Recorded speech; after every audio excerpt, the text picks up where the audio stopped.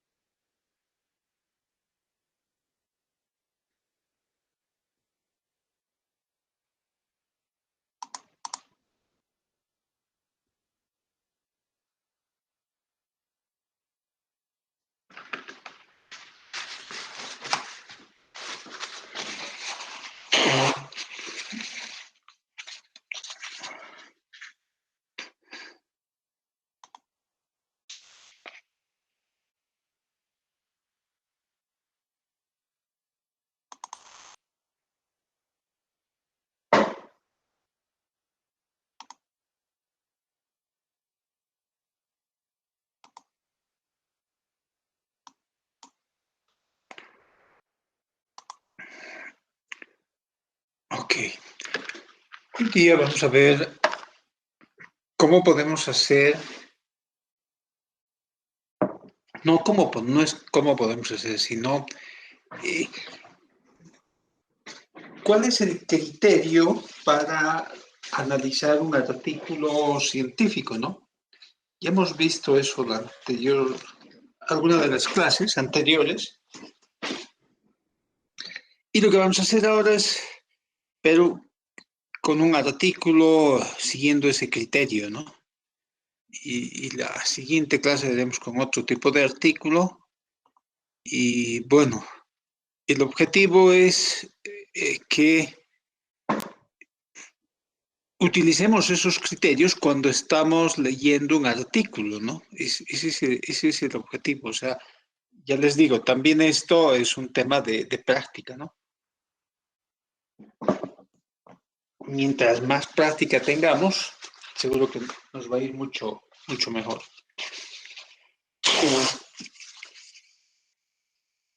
Entonces voy a compartir mi pantalla. Lo que estoy compartiendo en pantalla ya lo habíamos visto, análisis y visión crítica de artículos de investigación. Haremos un punteo rápido ahora. Y lo que les decía, ¿no? No existe un método definido para analizar un artículo, sino algunos criterios, y en base a esos criterios uno también va eh, a medida que va leyendo artículos científicos, eh, va generando sus propios criterios, ¿no? De análisis. Estos son algunos, la calidad, el nivel académico, la originalidad, aporte, bueno. Primero, ¿qué debemos ver en un artículo? Identificación de las características básicas del artículo, es decir, cuál es el problema estudiado que el artículo intenta abordar, los objetivos que persiguen, el enfoque del estudio y la contribución esperada, ¿no? Entonces, básicamente es Veamos lo primero, ¿no? Para ir por partes. Entonces, primero, tratemos de identificar en el artículo que vamos a ver ahora cuáles son las características básicas del artículo, ¿no? O sea, cuál es el problema estudiado, qué es lo que se intenta abordar, los objetivos que persiguen los autores y la contribución esperada, ¿no? Entonces yo he elegido para que veamos ahora un artículo que es de una revista chilena de derecho, una revista indexada, Plagio y ética de la investigación científica, ¿no? O sea, dicho este artículo es interesante porque es un tema que nosotros lo vemos muy o también nos llega, ¿no? O sea, somos parte de la comunidad académica de la universidad y como parte académica de la universidad y además parte militante, ¿no es cierto? Porque ustedes son estudiantes, yo soy docente, entonces somos parte activa, ¿no? Entonces, este es un tema transversal, ¿no? O sea, no es un tema específico para un determinado área de estudio, un determinados centros de investigación, entonces, no es transversal prácticamente a todas las actividades académicas que uno realiza y a las actividades externas también que uno va realizando, ¿no? Entonces, veamos primero rápidamente eh, la estructura, a ver cómo lo ha organizado este señor el artículo, ¿no? Entonces, vamos a hacer una lectura muy rápida para ver, tratar de identificar lo primero, ¿no es cierto? Si podemos identificar en la primera parte. A comienzos del año 2011, la comunidad internacional se sorprendió al conocer el caso del ministro de Defensa alemán, Karl Theodoro zu Guttenberg, a la sazón político alemán más valorado con un apoyo del 70%, quien perdió su título de doctor en Derecho y tuvo que renunciar a su cargo público tras describirse que había plagiado aproximadamente el 20%,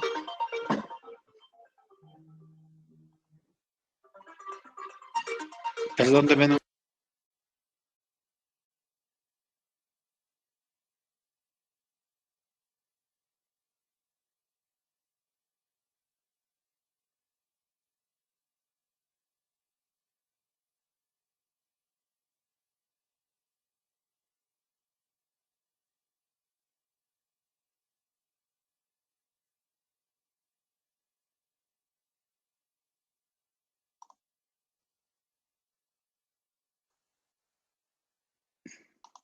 A ver, ¿dónde estábamos? Entonces, hay un contexto muy interesante, ¿no? O sea, la introducción que está haciendo el autor, este señor Miranda Montesinos. Ahora, antes de seguir, ¿por qué está relacionado el plagio y la ética en este caso con el derecho, ¿no? Porque viene a cometerse un delito en un determinado momento, ¿no? Es por eso que, que hay una orientación muy fuerte, hay una normativa, les he dicho, normativa legal. El país se ha acogido a una decisión de la comunidad andina sobre el tema de los derechos de autor, ¿no? Entonces, ustedes saben que la comunidad andina, la normativa, Bolivia es parte de la comunidad andina, y al ser parte de la comunidad andina, entre los países que componen la comunidad andina, que son Bolivia, Perú, Ecuador y Colombia, hay hay una normativa supranacional, ¿no? O sea, que emite la comunidad andina y es de aplicación inmediata en los cuatro países andinos.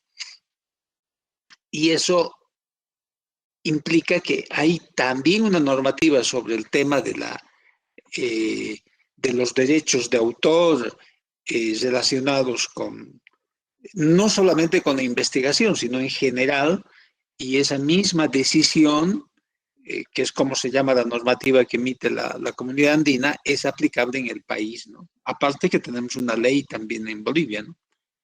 Entonces, Aquí lo que viene a ser interesante es que este señor, un político alemán del 2011, perdió su título de doctor en Derecho a causa de que se demostró que había plagiado aproximadamente el 20% de las 475 páginas de su tesis doctoral, es decir, 95 páginas, ¿no? O sea, no era una copia total, pero era una copia de un 20%, es lo que dice, ¿no?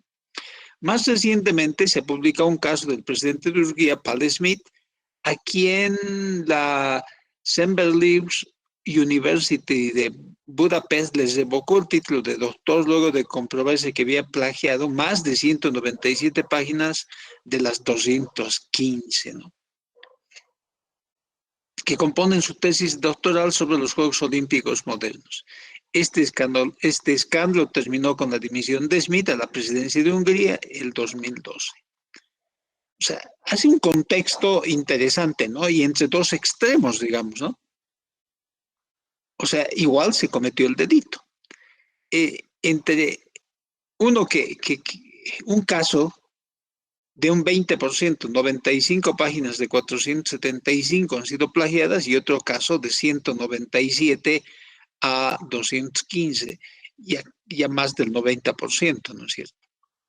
O sea, es importante ver ese concepto que se tiene desde el punto de vista del derecho para la sanción a, a, las personas que cometen, ¿no? Estos casos constituyen una muestra de la vigencia que tiene el problema del plagio, a pesar de que se trata de una práctica que existió a lo largo de toda la historia. Hoy en día concurren ciertas condiciones que hacen del plagio un problema especialmente apremiante, ¿no? Parece claro que la principal de estas condiciones tiene como ver el acceso a Internet y la consiguiente posibilidad de obtener grandes cantidades de información en formatos fácilmente reproducibles. Esto ha dado lugar al surgimiento de una cultura del copy-paste, la denominación informática del plagio, ¿no?, que se empieza a desarrollar casi sin conciencia en la etapa escolar y luego se extiende ya en forma de hábito a la vida universitaria. Pero también hay razones adicionales que explican el aumento del plagio a nivel de los investigadores profesionales. El incremento en las exigencias del trabajo científico pone sobre ellos la necesidad de publicar la mayor cantidad de trabajos en el menor tiempo posible, lo que, lo que los anglosajones, o sea, los ingleses, han denominado el síndrome de publish or perish, lo que para muchos se ve tentado simplemente a reproducir pensamientos ajenos sin respetar adecuadamente la autoría de las ideas. Un ejemplo conocido es el del doctor Slutsky de la Universidad de California, que publicó 177 artículos en 7 años. Es decir, publicó una razón de un artículo para cada 13 días laborales. Llevados los antecedentes a una comisión de investigadores por la tasa sorprendente de productividad académica del doctor Slutsky, se comprobó que el 56% de los trabajos eran de dudosa validez y el 9% eran derechamente fraudulentos. Entonces, esta expansión del fenómeno, este es como una introducción, ¿no? No es un artículo típico como los que hemos visto, por las características que tiene, ¿no? Esta expansión del fenómeno del plagio ha sido constatada también por las encuestas. En una encuesta realizada en México, un grupo de académicos y científicos se determinó que el plagio está entre los 3 problemas éticos que se perciben como más frecuentes y habituales en la comunidad científica, ¿no? Los otros 2 son falta de rigor científico y el fraude. Frente a este escenario surge la necesidad de envolver o teorizar sobre la materia para tener claridad acerca de los principios que la rigen. Puesto que mi campo propio de estudio es el de la ética y la filosofía del derecho, abordaré aquí el problema del plagio en su relación con lo que se podría denominar ética de la investigación científica. Con esta finalidad procederé del siguiente modo. Voy a dividir la exposición en 8 partes. La primera, bueno, aquí estamos identificando el objetivo del trabajo, ¿no? De este artículo. O sea, el problema del plagio, o sea, el problema es el plagio, ¿no es cierto? Estamos identificando el plagio como el problema de la investigación. Si regresamos a identificación de las características básicas, o sea, ¿cuál es el problema estudiado que el artículo intenta abordar? Establecer los objetivos. Entonces, lo que estamos viendo aquí es lo que intenta abordar el problema del plagio, ¿no? En la investigación científica. O sea, ese es el problema que está abordando el autor del artículo.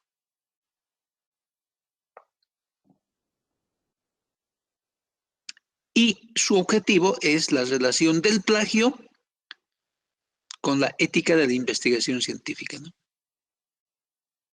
O sea, ¿qué relación existe entre el plagio con la ética de la investigación científica, ¿no?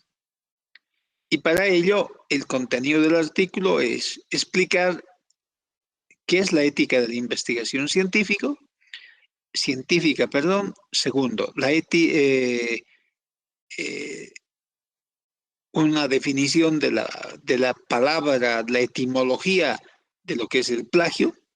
Tercero, precisar más la esencia del plagio. Ahora, por vía negativa, examinaré aquello que no es necesario para que se constituya en plagio. O sea, ¿qué se considera plagio y qué no se considera plagio, ¿no? En la cuarta, presentaré argumentos para demostrar la ilicitud moral del plagio. Y en la quinta, trataré los principios de presunción de autoría y del derecho de la cita. Y en la sexta, realizaré algunas formas especiales de plagio. Y en las séptimas, reflexionaré sobre las medidas que pueden adoptar para combatir el plagio. Y finalmente, terminaré anunciando algunos breves consejos para buena conducta científica. Es por eso que he elegido este artículo, para que podamos reflexionar y conocer algunos criterios, que es importante, ¿no? Porque a veces cometemos algunos errores porque no estamos informados, ¿no? O sea, no sabemos hacer citas, una referenciación correcta. Entonces, y vemos que esa es una deficiencia que la que tenemos, que después puede convertirse en algo más complicado, ¿no? Podemos entrar en una falta de rigor científico, nos pueden decir que hacemos fraude, o podemos entrar, por último, en la categoría del plagio, ¿no es cierto? Entonces, es importante conocer eso para no cometer esos errores, ¿no? Muy rápidamente vayamos viendo, para seguir identificando en lo que nosotros queremos. Los objetivos están establecidos de una forma medio, por eso el artículo es medio especial, ¿no? O sea, no tiene el formato que hemos estado viendo, pero de la misma forma tiene los objetivos, ¿no? Y el enfoque del estudio y la contribución esperada, eso es lo que veremos al final, ¿no? Pero en cómo va dividiendo el artículo, el objetivo es explicar primero la ética de la investigación científica, la etimología de la palabra plagio. No nos olvidemos que este es un artículo de derecho, ¿no es cierto? Tercera, precisar la esencia del plagio por vía negativa, para decir qué se constituye en plagio y qué no. Y después tiene otro objetivo, es demostrar la ilicitud moral del plagio. Quinta, el principio de presunción de autoría y derecho de la cita. Sexta, analizar formas especiales de plagio. Y séptima, reflexionar sobre las medidas a adoptar. O sea, el objetivo general del artículo, podemos decir, es ética de la investigación científica. o el plagio y la relación, análisis del plagio y la relación con la ética de la investigación científica, y sus objetivos específicos vienen a ser, primero, la ética de la investigación, o sea, el análisis, ¿no? O la explicación, o explicar qué es la ética de la investigación. Segundo, estudiar la etimología eh, de la palabra plagio. La tercera, eh, analizar la esencia del plagio o estudiar la esencia del plagio por vía negativa. Entonces, vayamos viendo rápidamente y después vamos pensando qué es lo segundo que debemos ver. Eso es el primer paso. Tengamos en mente eh, el primero. El segundo, el artículo debe tener una reflexión sobre la literatura académica contemplada en el marco conceptual. Eso vayamos viendo. Si hay aproximación al problema estudiado, planteamientos teóricos prácticos, hipótesis, enfoque metodológico, reflexión sobre la metodología empleada. Aquí nos está hablando de su metodología, ¿no? Después veremos si esa es la... Y el proceso de lectura crítica, ¿no es cierto? Identificación de las características del artículo, literatura contemplada, metodología de la investigación, análisis de los resultados. Entonces, eh, hay una explicación de la... Yo he estado subrayando algunas cosas que considero importantes y aquí tiene... Hay una referencia bibliográfica importante también, ¿no? Bibliografía citada, ahí tiene la bibliografía bastante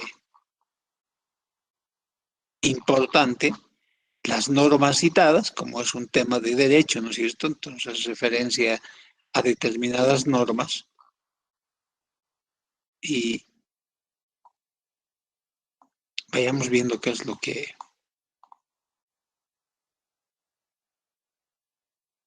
No vamos a leer todo el artículo, sino vamos a ir siguiendo un poco la ayuda a memoria que he ido haciendo en el artículo, ¿no? Entonces, el primer punto es estudiar, analizar la ética en la investigación científica, y esto ya viene del siglo pasado, de los 80, o sea, no es una cosa, digamos que es una cosa reciente, ¿no es cierto? Es en la década de los 80 ya se empieza a hablar de la ética de la investigación científica.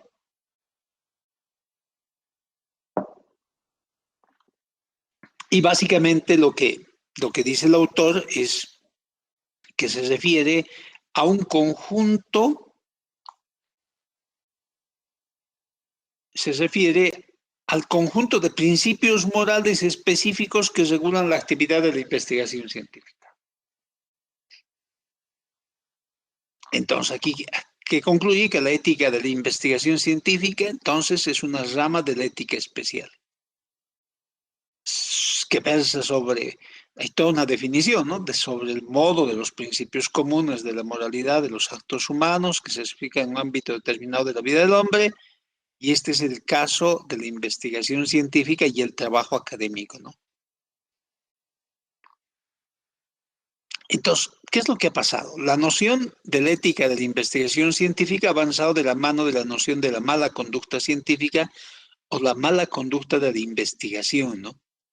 Es decir, se ha entendido que la función de la ética de la investigación científica es definir y delimitar con exactitud cuando nos encontramos con presencia de una mala conducta científica. Entonces, eso es lo que él sostiene, ¿no? Y va tomando referencia de las oficinas de integridad científica, por ejemplo, en Estados Unidos, hay una que se llama la ORI, que que ha propuesto una definición de la mala conducta científica, ¿no? O mala conducta en la investigación. Y según la ORI, la mala conducta de investigación consiste en la fabricación, falsificación o plagio al proponer o realizar o revisar investigación y al reportar resultados de una investigación. Y después nos dice La fabricación es el maquillaje de datos o resultados y el registro o reporte de ellos. Esa es la fabricación, ¿no es cierto? Cuando no tenemos resultados y estamos, o podemos forzar algunos resultados, ¿no? Y la falsificación, es la manipulación de materiales, equipamientos o procesos de investigación o la alteración u omisión de datos o resultados, de modo que la investigación no esté exactamente representada en el registro de investigación. Y el plagio es la apropiación de las ideas, procesos o resultados o palabras de otras personas sin dar correspondiente crédito. Esto es importante, ¿no? En la idea que nosotros estamos. Bueno, los tres puntos son, ¿no? O sea, importantes. La fabricación, maquillaje de datos, eso ya es más complicado, ¿no? O sea, ¿por qué? Porque se dice que se ha realizado un trabajo de investigación científica y no están los datos, ¿no? Los datos no son lo que estamos presentando en el resultado y, para decir menos, dicen, hay un maquillaje de datos, ¿no es cierto? ¿Qué significa el maquillaje? Es una alteración de los datos, de los resultados del estudio, ¿no? Y lo otro, la falsificación es la manipulación de materiales, equipamientos, procesos de investigación, alteración u omisión de datos o resultados, ¿no? O sea, de tal forma que la investigación no representa lo que realmente ha sido la investigación. Esto viene en trabajo, estos dos puntos se dan ya en trabajos de investigación que estamos realizando, donde ya tenemos prueba, muestra y presentamos resultados que no son exactamente los que uno ha obtenido, ¿no? Y la parte que yo he resaltado es el plagio, es la apropiación de las ideas, procesos, resultados o palabras de otra persona sin dar el correspondiente crédito. Esto es lo que hemos llamado, ¿no es cierto?, al parafraseo o a que no hacemos las citas correspondientes, ¿no es cierto? Entonces, nosotros estamos un poco más orientados en nuestra perspectiva del curso, para no perdernos, ¿no es cierto? Es en esto, ¿no? Eso no implica que no hay este otro tipo de acuerdo a las definiciones que está dando este autor, ¿no es cierto? Y también aquí nos habla de la mala conducta de la investigación, no incluye el error honesto o las diferencias de opinión.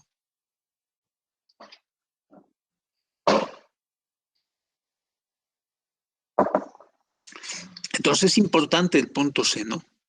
El plagio es la apropiación de las ideas, procesos, resultados o palabras de otra persona sin dar el correspondiente crédito. Y aquí hace referenciación textual, ¿no? O sea, y esto viene desde, desde acá. Y también aquí está la referenciación que es el autor. Se supone que tiene que tener mucho cuidado en la fabricación, falsificación o realización de la investigación. ¿Por qué? Porque estamos hablando de plagio, ¿no es cierto? Entonces, hace referencia a 3 y a 4 y a 5 y veamos qué es lo que dicen, ¿no? Bueno, es la Oficina de Integridad de la Investigación, lo mismo. Entonces, son las definiciones, ¿no? De una conducta no adecuada en la definición. O sea, más o menos ya hemos entrado en la primera parte, estamos viendo que tiene una referenciación bibliográfica y ya después eso veremos en nuestro criterio si es la adecuada o no es la adecuada, pero existe una revisión conceptual, ¿no es cierto? Existe esa revisión conceptual. Y hemos subrayado aquí algo que está muy relacionado a nosotros, que el plagio es la apropiación de ideas, procesos, resultados o palabras de otra persona sin dar el correspondiente crédito. Y esto es una definición de la ORI, ¿no? De una entidad americana sobre el tema del plagio. Esto del plagio es en todo el mundo, ¿no? No es un tema que solamente pasa. Estamos viendo los ejemplos, ¿no? Uno en Alemania, otro en Bulgaria.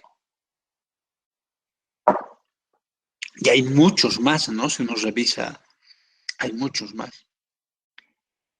Etimología, vamos al segundo punto para ir avanzando, si no, no avanzamos. Etimología del significado, la voz plagio. Plagio es el sustantivo masculino que designa la acción o efecto de plagiar. Bueno, proviene del latín y aquí hay también está sacado según del, del diccionario de Oxford, ¿no? Para entrar, digamos, exactamente al significado de la palabra plagio, ¿no es cierto? Y procede del griego, es una definición de dónde viene el origen, que es normal eso, ¿no? Y aquí también está interesante eso, ¿no? Que vincula del griego plagios con otra de sus acepciones de lo oblicuo o torcido, ¿no? O sea, y también hace una contextualización bibliográfica desde Roma, ¿no? En Roma ya plagiar consistía o en comprar a un hombre libre sabiendo que lo era y detenerlo en servidumbre, ¿no? O en utilizar un esclavo ajeno como si fuera propio. O sea, y si uno ve, estamos hablando de Roma, ¿no? O sea, desde muchos siglos atrás, y donde ahí uno compraba a un hombre libre, ¿no? Sabiendo que lo era y lo retenía en la servidumbre como esclavo. Entonces ya estaban plagiando, ¿no es cierto? Que también tiene ese significado ahora, ¿no? La palabra del plagio cuando se hace un secuestro, etcétera. Hay que diferenciar los contextos, ¿no? Para no entrar, no vamos a entrar en ese detalle. Un segundo sentido parece estar en el origen del uso de la voz plagio con el significado que ahora nos convoca, ¿no? ¿Qué es esto, no? Un esclavo ajeno como si fuera propio, que eso es lo lo más adecuado a lo que uno quiere hacer, lo que dice el autor. Y después aquí hay otras revisiones del plagio, ¿no?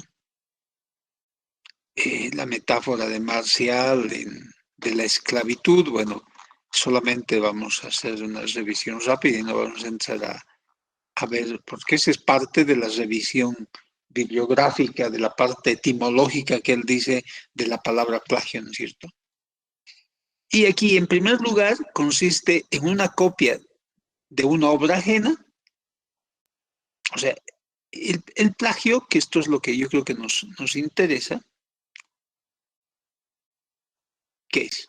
El plagio contempla los siguientes elementos. En primer lugar, consiste en una copia de una obra ajena. En segundo lugar, esa copia incluye una intención fraudulenta que se traduce en presentar lo ajeno como si fuera lo propio. En la definición de lo del artículo, ¿no? Y después viene otra vez la revisión de lo que estamos queriendo ver y está con sus referencias bibliográficas, ¿no? En cuanto a su materia, el plagio puede recaer y esto es importante que veamos, ¿no? Eh, sobre ideas, pensamientos o juicios ajenos. En casos extremos puede plagiarse una obra completa que contiene un conjunto de ideas, pensamientos o juicios. O puede recaer sobre datos obtenidos como resultado de investigaciones de un tercero. O sea, cuando estamos utilizando datos obtenidos de la investigación de un tercero, ¿no es cierto? Lo estamos asumiendo como nosotros. O sea, en ese contexto se está definiendo lo que es plagio y lo que hemos ido entendiendo, ¿no?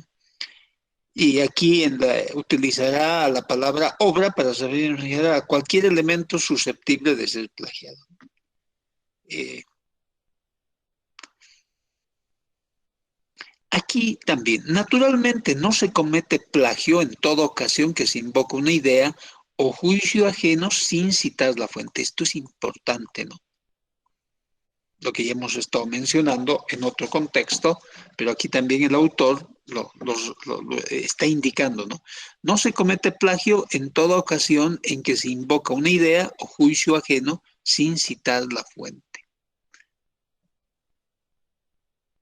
Y lo que hemos dicho, ¿no? No hay plagio cuando se utilizan verdades públicamente reconocidas. Cuando se utilizan ideas generalmente compartidas por todos, cuando se escribe un contexto de una determinada escuela de pensamiento que asume ciertas tesis, cuando se puede invocar la excepción de insignificancia, es decir, cuando por inadvertencia, error u olvido se omite consignar una cita correspondiente a una idea que en el contexto no es demasiado significativa, en especial si se ha citado en otras oportunidades del la obra ajena en la cual esa idea está contenida, ¿no? ¿Qué significaría esto? Significaría que ya hemos citado la referencia en parte de nuestro trabajo, pero en otra parte hemos cometido el error de no citar. Entonces podemos entrar a lo que se llama la excepción de insignificancia. Evidentemente es un término más jurídico, ¿no? Pero esto es lo que nos interesa. No se comete plagio en toda ocasión en que se invoca una idea o juicio ajeno sin citar la fuente. Después, a ver, sigue aquí hablando del plagio y esto también es importante, ¿no? Puede cometerse plagio intencionalmente o por negligencia, ¿no? O sea, si no conocemos, si no sabemos, de repente no estamos haciendo un plagio intencional, estamos haciendo por negligencia, ¿no es cierto? Por eso es importante, yo les remarco el tema de la referenciación, que parece que es una cosa básica, ¿no? Ojo, pero tiene consecuencias después importantes, ¿no?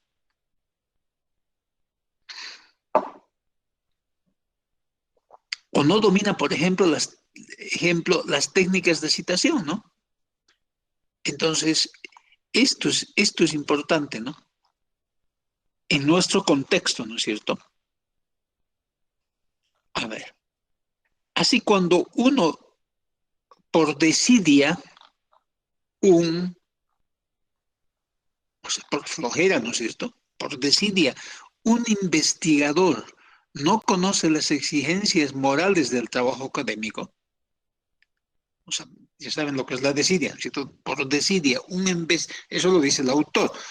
Por desidia, un investigador no conoce las exigencias morales del trabajo académico o no domina, por ejemplo, las técnicas de citación.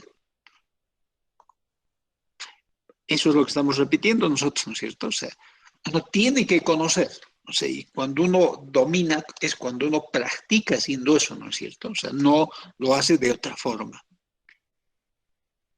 Entonces, estas omisiones a uno le pueden llevar a cometer plagio. Naturalmente, esta es una forma menos grave de plagio y debe ser considerada en el momento de la aplicación de las sanciones, ¿no es cierto?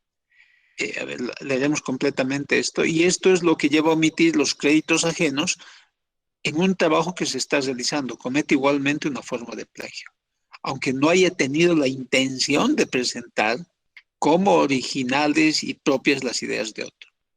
Naturalmente, esta es una forma menos grave de plagio y así debe ser evidentemente, ¿no? O sea, lo que nosotros estamos haciendo por eso le digo, es una cosa básica, ¿no?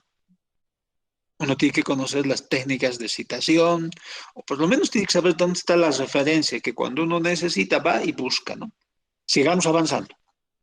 3. Esto hemos visto en el artículo que vienen a ser como unos objetivos específicos, ¿no es cierto? Que no es necesario, que no es necesario para que se constituya un plagio. En primer lugar, no es necesario para que se cometa plagio que la obra plagiada esté publicada. O sea, todo lo que se publica ya tiene derecho de autor, ¿no es cierto? Aunque hemos visto que también se reconocen algunos informes en los institutos de investigación. A ver, veamos qué dice este autor sobre esa perspectiva, ¿no es cierto? El plagio puede recaer sobre obras publicadas o sobre obras inéditas, que sería ese caso, ¿no? Comete plagio, por tanto, el alumno que copia y presenta como propio, por ejemplo, un apunte de la clase confeccionado por un profesor para que circule entre sus alumnos. Eso lo dice este autor. En segundo lugar, para que se cometa plagio no es necesario tampoco que la obra del plagiario esté publicada. La publicación de un plagio solo es señal de una mayor desvergüenza en el autor del plagio, pero desde luego no es requisito para que se configure la falta. O sea, hay plagio, ¿no? En tercer lugar, para que se cometa plagio, no es necesario que la conducta en cuestión esté castigada en la orden de la ley, civil o penal. O sea, y con esto nos podemos quedar aquí en el punto 3, ¿no es cierto? ¿Cuándo es considerado que se comete plagio? Que es lo que nosotros estamos viendo en este artículo, ¿no? Que es un artículo interesante porque está muy relacionado con una, con la práctica de la investigación científica y con lo que uno debe conocer básicamente, ¿no? O sea, lo menciona el mismo autor. O sea, primero, no es necesario para que se cometa plagio que la obra plagiada esté publicada. O sea, si es inédita, igual se puede cometer plagio, ¿no? Estamos hablando en un sentido estricto lo que menciona el autor, ¿no es cierto? En segundo lugar, comete plagio no es necesario tampoco que la obra del plagiario esté publicada. La publicación de un plagio no es señal de una mayor desvergüenza. Bueno. Y tercero, para que se cometa plagio no es necesario que la conducta en cuestión esté castigado por la ley. O sea, igual hay plagio. Y finalmente, para que se cometa plagio, no es necesario que el plagiario actúe sin el consentimiento del plagiado, ¿no es cierto? Cabe también el plagio consentido, que sigue siendo inmoral porque constituye un engaño contra terceros y atenta contra el interés público de conocer el verdadero autor de la obra, ¿no es cierto? O sea, son casos muy especiales, ¿no? Si no, no me cites y pon nomás en tu obra lo que yo he puesto en ese informe que no está publicado, ¿no es cierto? Algo de eso es lo que dices. El siguiente punto, a ver, veamos, es la definición, la contextualización de la ilicitud moral del plagio, ¿no?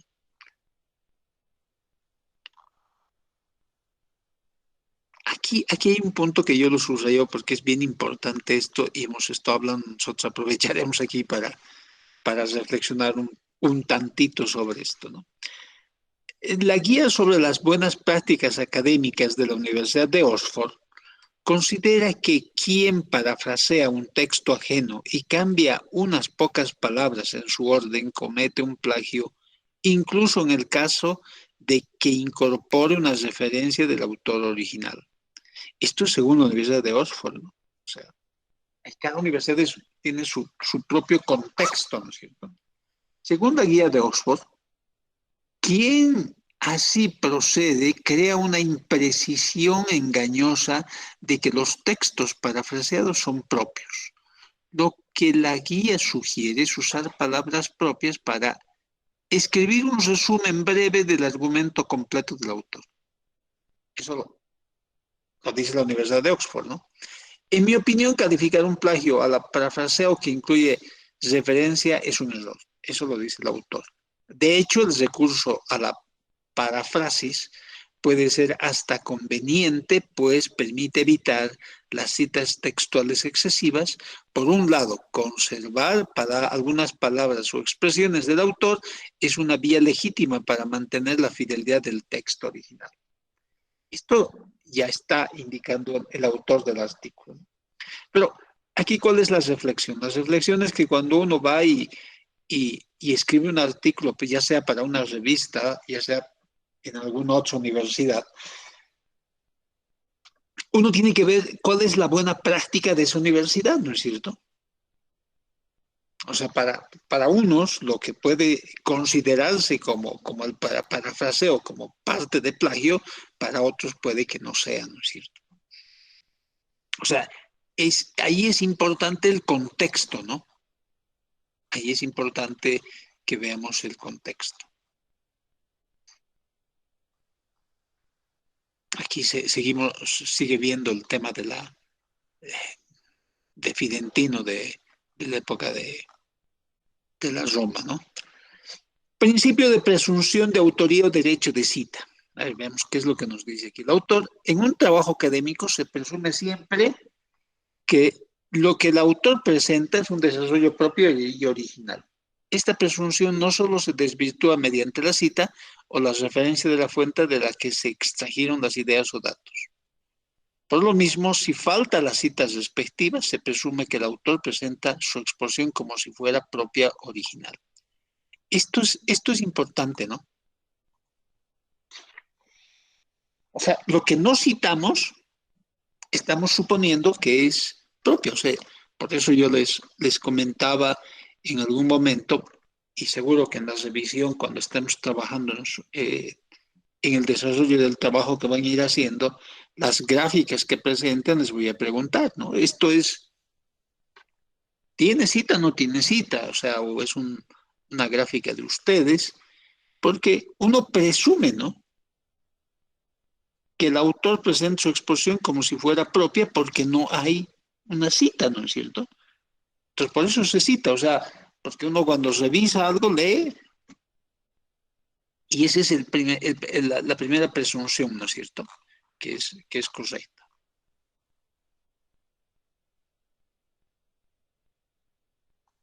Y aquí es el otro, ¿no? El derecho de la cita. Es importante destacar que el investigador no solo tiene el deber de citar, también tiene el derecho a citar. Entonces, el derecho de cita. O sea, no es que uno tenga solo el deber, sino yo tengo el derecho a citar, ¿no? Para que no me acusen de plagio, ¿no? Permita armonizar. Bueno, entonces aquí hay algunas eh,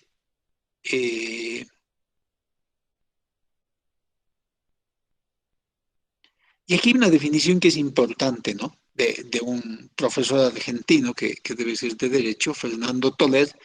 El reconocimiento del derecho de cita tiene por objeto alcanzar un equilibrio entre los derechos de exclusividad de los autores, por una parte, que no puede exigir el hermetismo ajeno sobre su obra, y el progreso literario, artístico, técnico y científico a través de la utilización libre y gratuita de las obras protegidas por la otra, siempre bajo el cumplimiento de ciertos parámetros. O sea, cuando a ustedes les digan, pero muchas citas, no, uno tiene el derecho a citar, ¿no es cierto? Pues estamos viendo. O sea, ahí debe haber toda una, aquí eh, también cita el convenio de la Berna para la protección de obras artísticas. Entonces nos quedamos con esto, ¿no? Con el derecho de cita, que ese es su punto importante en este punto. Algunas formas especiales de plagio. Una forma particular de plagio, cuya práctica se viene extendiendo especialmente entre los estudiantes universitarios de pregrado, es la de pagar por la confección de las tesis o memorias de grado. Eso lo dice este artículo, ¿no es cierto? Esto es una forma de plagio, pues como ya se ha indicado, para que se cometa plagio no es necesario que la conducta sea contraria al consentimiento del autor plagiado. Y, ojo, esta no es una revista nacional, no es una revista extranjera. O sea, en todas partes pasa exactamente lo mismo.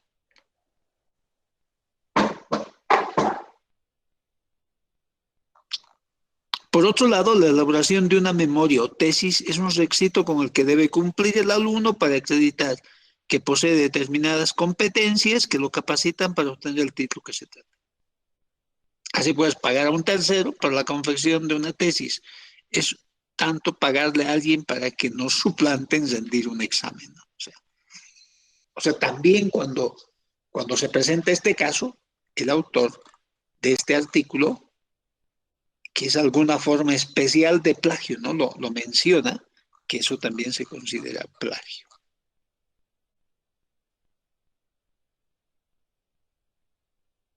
Y aquí también menciona algo interesante, ¿no? Resulta sorprendente por lo mismo que hoy en día existan en nuestro país sitios como la web, aquí, una web chilena, donde se ofrecen servicios para la realización completa de tesis a solicitar. Y con desfachatez se describen estos servicios como asesorías extra educacionales. O sea, dentro del ámbito académico, eso es considerado un plagio, ¿no es cierto? Son malas prácticas, ¿no es cierto? Es otra forma.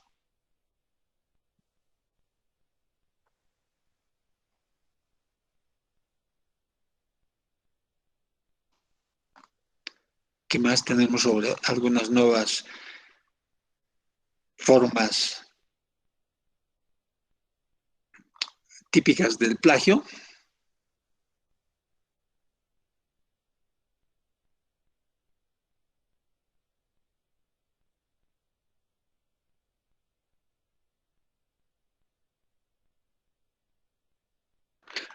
Esto es interesante también. Lo veremos porque es otra forma de plagio que a veces pasa, ¿no?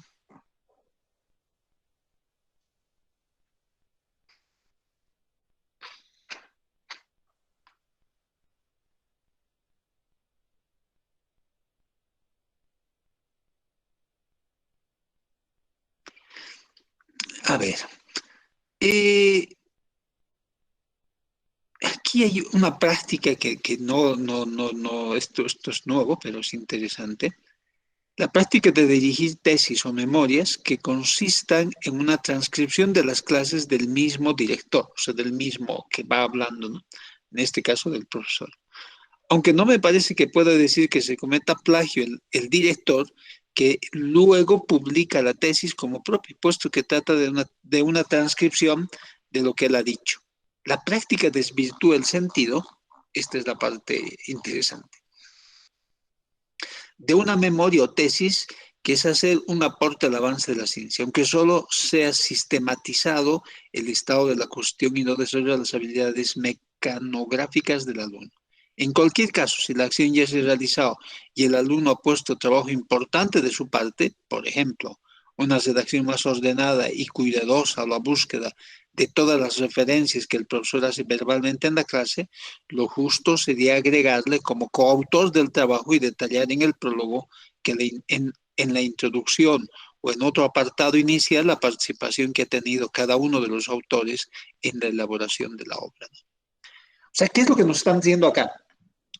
Que cuando ahí habla de un director que va haciendo las exposiciones en una clase y eso se va grabando, ¿no? Y se va grabando y el profesor o el director, eso después lo presenta como parte de su trabajo en una memoria, que eso está bien.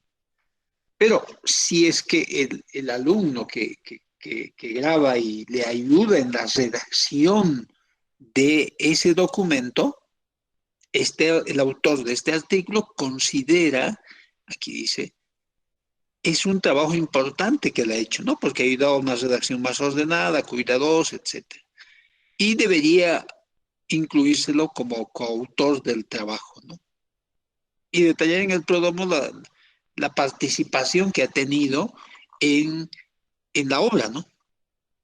Es importante, ¿no? Esa es una forma que este autor del artículo considera que puede también ser, omitirse, digamos, el trabajo de una persona como parte del plagio, ¿no? Otra forma paradójica de plagio, porque parece constituir una contradicción en términos del denominado autoplagio, ¿no es cierto? O sea, el famoso autoplagio. Entonces, también las malas conductas científicas en el que se abordaba entre los problemas del plagio y el autoplagio, ¿no es cierto? Y este es un tema muy complicado entre el plagio y el autoplagio que se va dando en muchas entidades de financiación que van presentando, ¿no? O sea, investigadores de prestigio en muchos casos se ha dado, ¿no? Por ejemplo, es el Fondo CITIC que da al concurso de plagios a no, perdón, de fondos para los investigadores, ¿no es cierto? Entonces uno en otros países concursa en esos fondos para obtener financiación a su investigación. Entonces, aquí nos sigue hablando de las buenas guías de la Universidad de Oxford y pasemos al siguiente punto, ¿no? Si no, no vamos a terminar de ver. Ah, otra, la doble publicación. La doble publicación es, uno ya sabe lo que es lo que hemos hablado, ¿no? O sea, la doble publicación es la publicación de un artículo en una revista, vamos a suponer, ¿no? Publico en una revista como la del instituto y después alguna mejora, le cambio algo al título y se publico en otra revista, ¿no? Entonces ahí la doble publicación. En sí no, como dice aquí, no es mala, ¿no? Por lo que puede ser razonable en determinadas circunstancias. Por ejemplo, puede dar a conocer una importante información en un conjunto de personas que por diversas razones no pudieron tener acceso o acceso fácil a la primera publicación.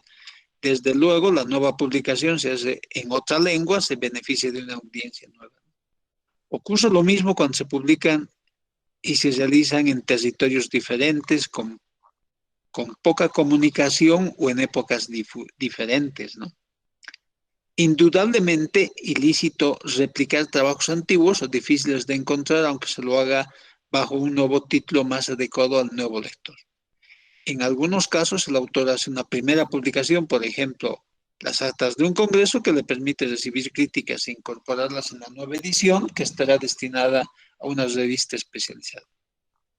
Nada de eso parece reprochable de acuerdo a este autor, ¿no es cierto? Si el mismo trabajo se publica en lugares distintos, con títulos diferentes, es un espacio de tiempo muy breve y un ambiente con fácil comunicación. La acción puede ser más fácil de justificar, pero aún así no sería imposible, no sería imposible de justificar. Lo que pasa es que cuando uno realiza esa práctica, tiene que encontrar una justificación, como aquí nos está indicando eh, el autor, ¿no? ¿Para qué? Para no entrar en esto, ¿no? En un caso, la doble publicación sería lícita con tal de que se advierta del modo más claro posible que el libro fue publicado antes con un título diverso. Entonces, para no entrar a la doble publicación, lo que aquí recomienda el autor es que se explique, ¿no? Ya sea un libro, un artículo que ya fue publicado antes con un título diverso, ¿no es cierto? O sea, para eso. Y la segunda acción ya es considerada como autoplagio, ¿no? Esto es usar una nueva obra material ya publicado, pero parece más aún fácil de justificar desde un punto de vista moral, ¿no es cierto? Y estamos hablando aquí de obras del mismo autor, ¿no es cierto? No es que la primera obra ya cometió plagio, ¿no? No cometió plagio, sino que ya hizo una publicación y está volviendo a hacer la misma publicación. Para no entrar en esa segunda considerada como autoplagio, hay que hacer esto, ¿no?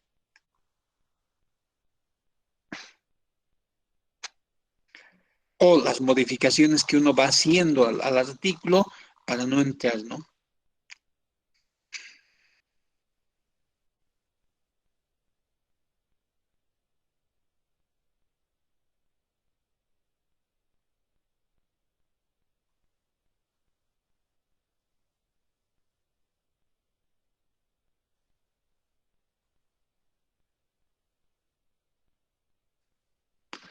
Y aquí es interesante esto, ¿no?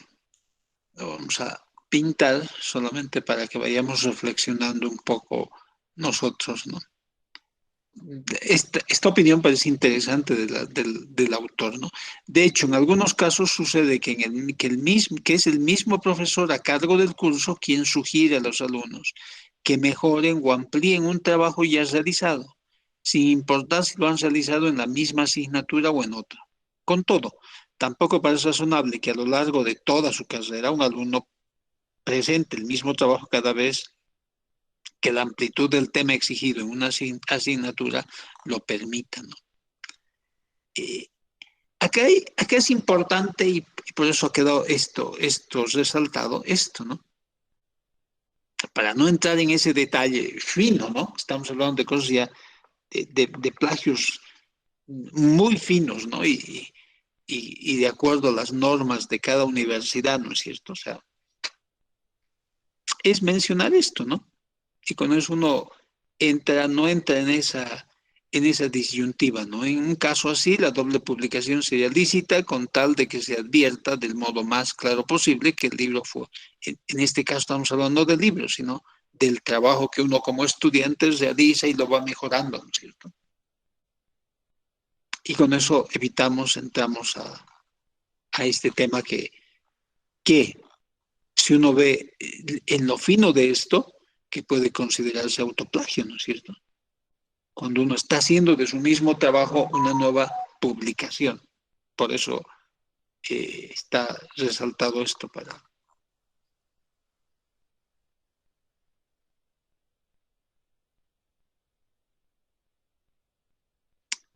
Este es otro tema, ¿no? Además, los profesores piden trabajos con la intención de que los alumnos se ejerciten en las técnicas de investigación y redacción científica, y esta finalidad no se cumple si el alumno presenta siempre el mismo trabajo, ¿no? O sea,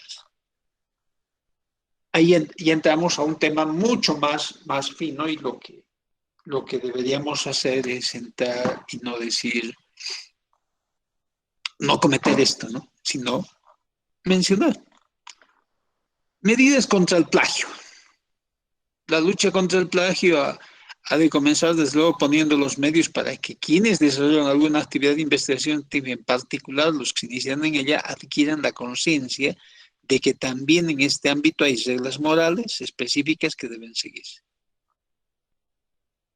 Enseñar, es decir, es necesario enseñar que el plagio es ilícito y por lo que es.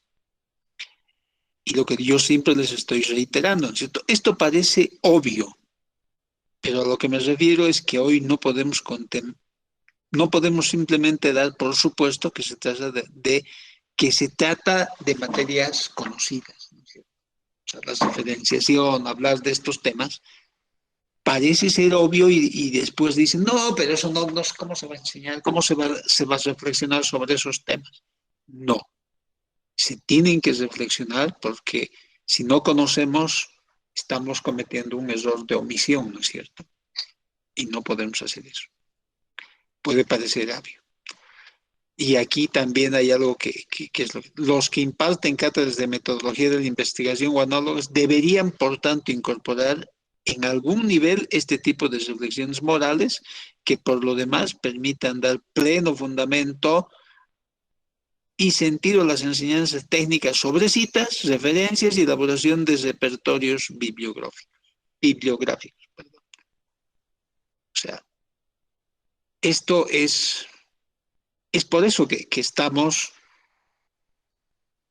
yo he introducido, digamos, en la materia el tema de la citación y este tema de reflexión, de analizar este artículo también, ¿no? Y de comentarles que no es una clase de esas, ya les digo, son temas obvios o que parecen ser obvios, pero es mejor mencionarlos y no entrar al tema de la omisión, ¿sí? Especialmente en que en las citas, las referencias y la bibliografía, ¿no? Ya les digo, es básico, es obvio, sí, es obvio, pero si uno no lo hace de la forma adecuada, puede entrar en algún tema, no ahora, ¿no? Posteriormente, sino que eso se va haciendo una mala práctica, ¿no? Eh,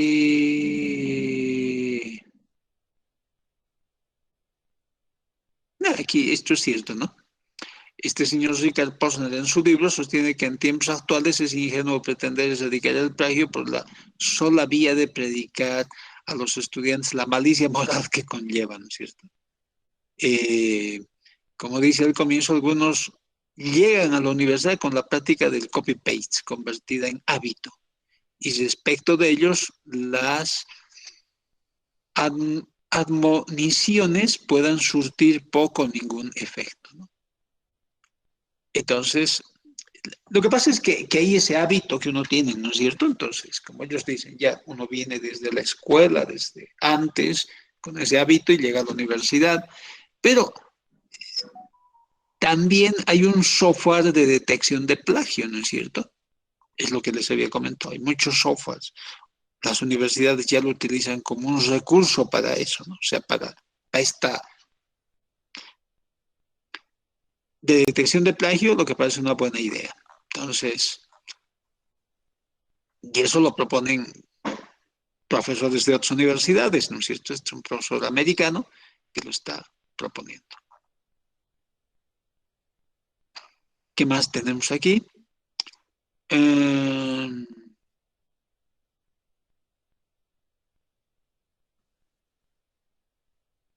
y cuando se detecta el plagio, lo que recomiendan es que se aplique la sanción, ¿no es cierto? Eso dependiendo de cada país, como en el caso de esos dos ejemplos iniciales que les quitaron el título, etcétera, ¿no? O sea, eso ya depende en cada uno de acuerdo a la normativa y a la aplicación de la normativa de, de cada país, ¿no es cierto? Entonces aquí un par de reflexiones más que hace. Eh, y en el punto 8 algunos consejos para una buena conducta científica, ¿no? Entonces, un buen investigador identifica claramente lo que se recoge de otros autores y da crédito incluso a las buenas ideas que ha recibido verbalmente de otros. Entonces, ustedes van a ver aquí o van a escuchar cuando leen cómo indica tal persona, ¿no es cierto? O sea, uno pone, parafrasea, o sea, como menciona tal persona, entonces, esa es una buena práctica, ¿no? Un buen investigador domina adecuadamente los sistemas de citación y elaboración de notas. Esto es importante, ¿no? A veces estas prácticas no caen, no quedan bien, ¿no es cierto? Porque no hay la práctica usual de hacerlo. La responsabilidad nuestra es de mencionarles, de indicarles, de mostrarles dónde está la información y cómo se debe hacer la citación y la elaboración de notas para no cometer errores posteriores, ¿no es cierto?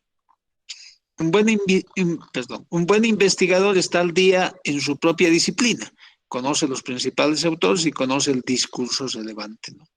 Y esto del discurso relevante, ya saben, es nuestro marco teórico, ¿no es cierto? Un buen investigador conoce la ley sobre la propiedad intelectual que rige en su país. O sea, no debería saber, ¿no es cierto?, la normativa. Por si yo les digo, hay una decisión, la decisión, creo que es la 4, no voy a decir el número porque no me acuerdo exactamente, hay una decisión de la comunidad andina, la tengo por ahí, que habla sobre esto. Y esa es la norma superior para nosotros. También hay una ley y sobre esto ya la universidad ha tomado algunos recaudos, ¿no es cierto?, de que se inscriban en el CENAPI las tesis, los proyectos de grados para proteger esto, ¿no? Puesto que esta ley se levanta en el trabajo. La otra recomendación, un buen investigador cuando envíe a publicación una obra sustancialmente idéntica a otra que ha publicado previamente, siempre expresa esta circunstancia. Eso para evitar el autoplagio, ¿no es cierto?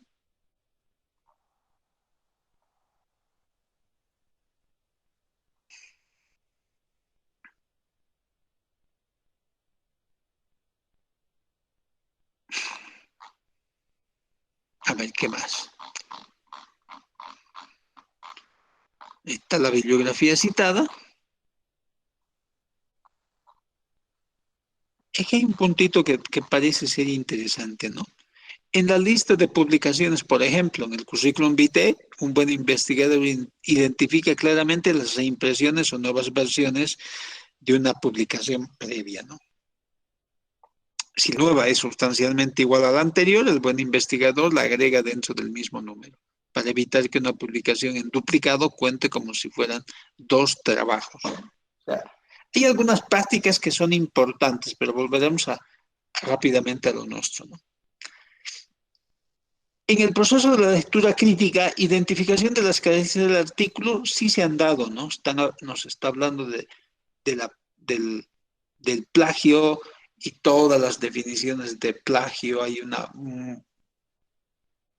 una referenciación de citas sobre entidades, universidades de prestigio que tienen que ver o que tocan los temas del plagio, ¿no?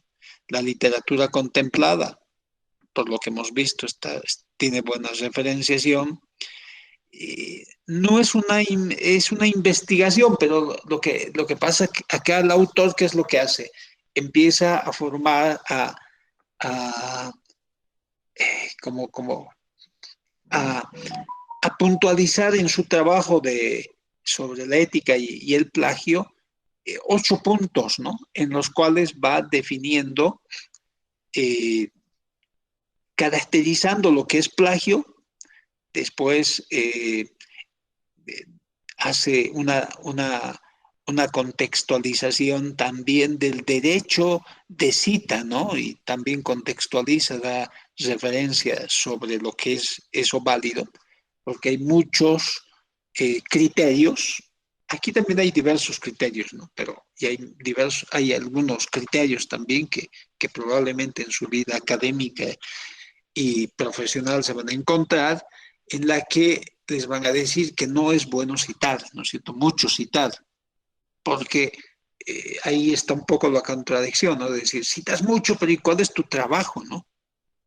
Entonces, acá en este artículo nos están mostrando que hay un derecho a la cita, ¿no? O sea, hacer una buena citación.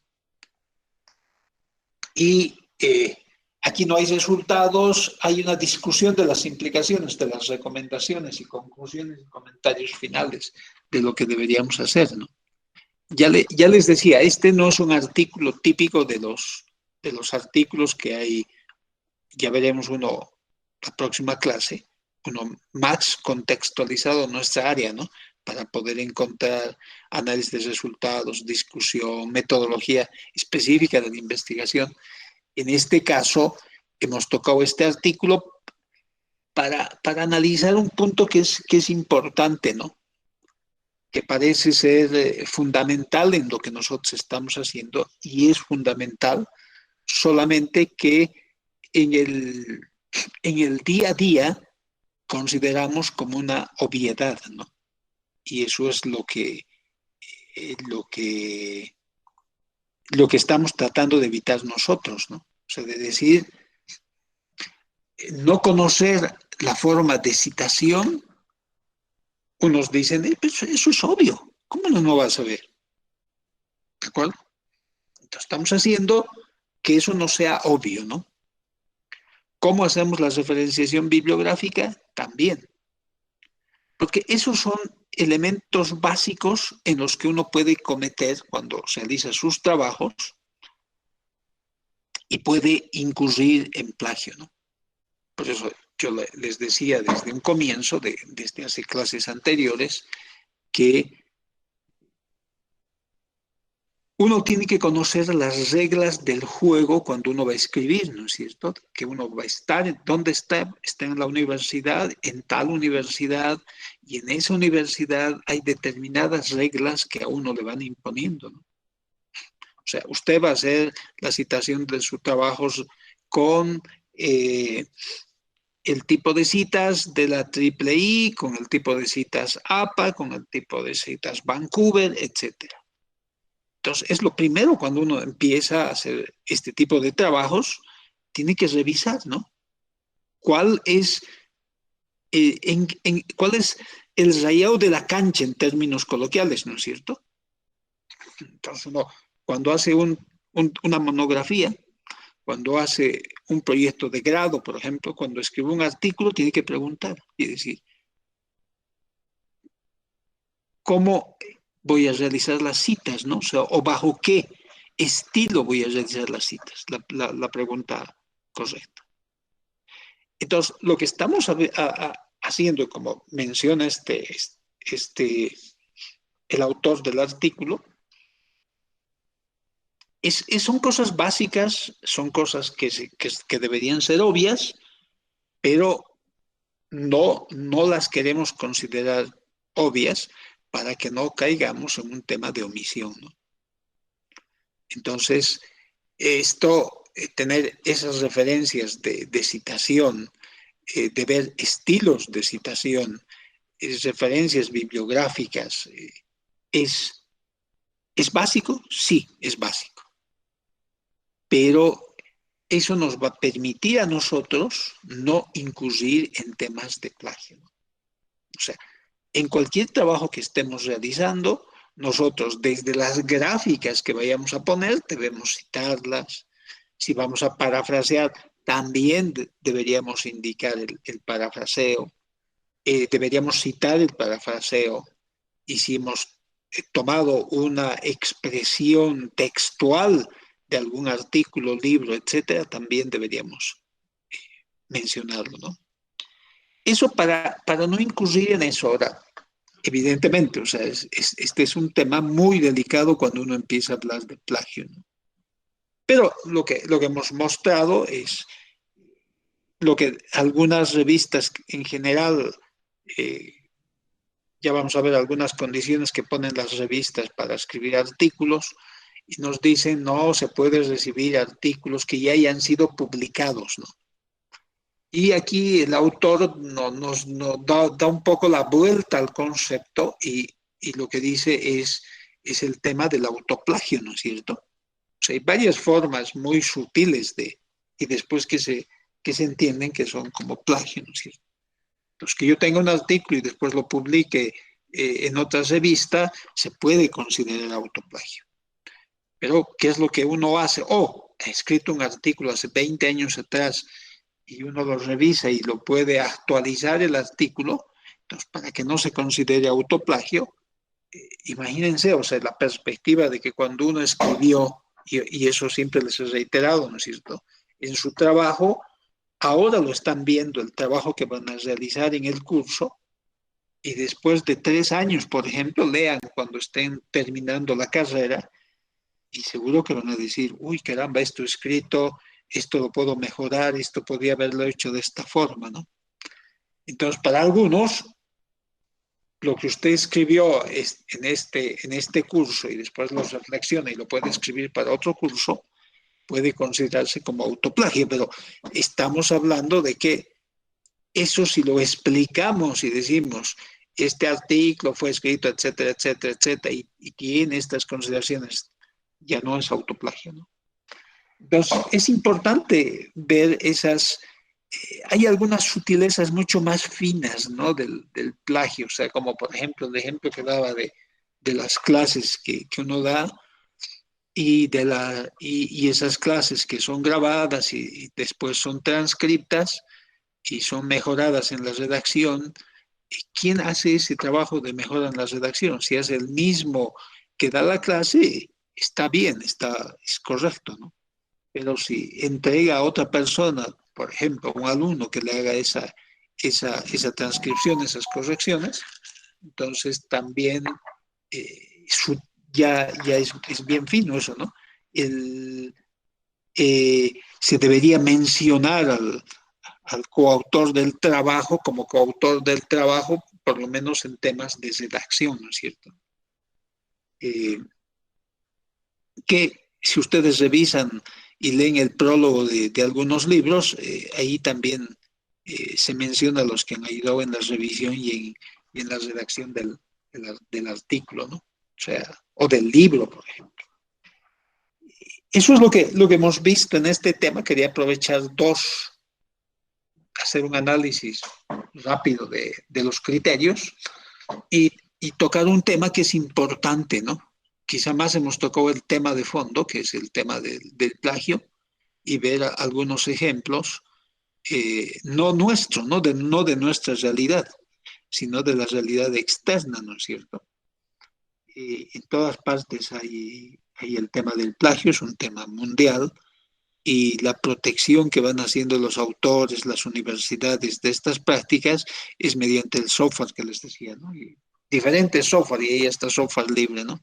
Ustedes busquen en la web un software libre para detección de plagio y pongan un artículo y van a ver Va a salir el porcentaje así como en el ejemplo inicial, ¿no es cierto? No sé si tienen alguna consulta, algún comentario sobre este punto. La próxima clase ya revisaremos los criterios de cómo leer un artículo referido a nuestro campo, ¿no? O sea, ya entraremos a ver. Y acá también es importante, ¿no? Se considera como plagio el tema de asumir ciertos resultados, o sea, la manipulación de los resultados, diríamos, ¿no? En el trabajo que uno realiza, por ejemplo, cuando se hacen estudios, trabajos de laboratorio, ¿no es cierto? O sea, los resultados, o presentar algo que después no se puede simular también, ¿no es cierto? O sea, no se puede reproducir como una comprobación del trabajo que uno hace, ¿no? Hay muchas sutilezas en el tema, pero yo creo que es importante como conclusión lo que hemos estado mencionando, ¿no? Saber citar, saber parafrasear y el parafraseo ponerle cita y hacer una buena referencia bibliográfica, ¿no? Eso es importante porque eso nos da en un determinado momento la solidez a nuestro trabajo y lo que tenemos que evitar al hacer eso es entrar y caer en el tema del plagio, ¿no? Es un tema ético, sí, es un tema que se debe mencionar y eso es lo que lo estamos haciendo, ¿no? ¿Para qué? Para que ustedes en su práctica diaria de estudiantes y profesional lo tengan presente, ¿no? Y sepan, ah, las citaciones, hay estas referencias, sepan dónde buscar y sepan utilizarla, ¿no? No sé si tienen alguna consulta.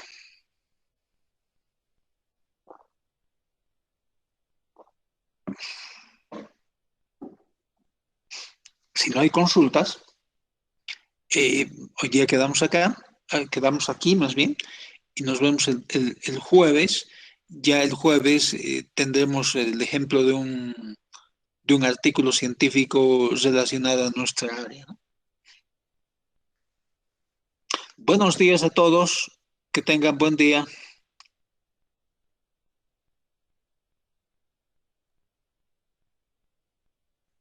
Hasta luego, Inge. Buenos días, buenos días.